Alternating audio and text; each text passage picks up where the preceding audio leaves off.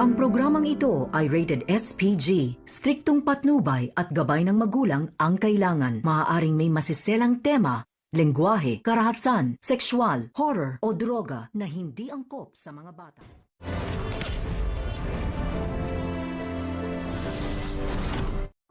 Gulat na gulat nga itong si Don Julio at Franco nang makita nga dito na paparating si Ramon at Tanggol at may malaking sasakyan nga ang humaharang sa kanilang dinadaanan. Kaya naman dito na alarma ang mga pulis dahil biglang sumabog ang sasakyan na humarang sa kanila. At dito na nga ay kitang-kita nila na si Tanggol nga ay biglaan itong lumabas. Kaya naman mabilis ang ginawa dito ni Hector. Ngunit marami na nga ang kanyang kasamahan ang nasawi. Kaya naman dito na nga ay walang pagpipilian na itong si Hector at sinabi nga niya sa kanyang kasama na huwag hayaan na makuha itong si Don Julio.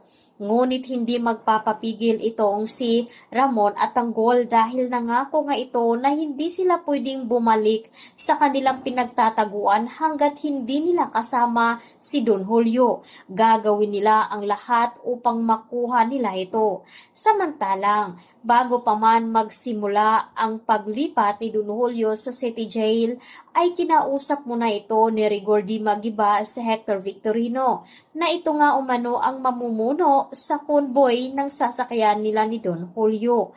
At dito naman ay inipon ni Hector ang kanyang mga tauhan upang sabihan na magiging alerto nga sa kanilang paghatid doon sa City Jail ni Don Julio dahil hindi nila alam na baka ay aabangan sila ni Tanggol at ni Ramon. Ngunit tahimik lamang itong si Ponggay.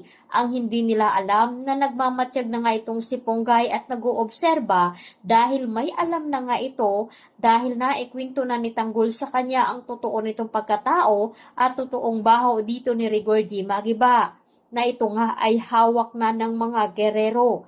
Paano nga ba po protektahan ni Ponggay ang sikreto na sinabi dito ni Tanggol sa kanya?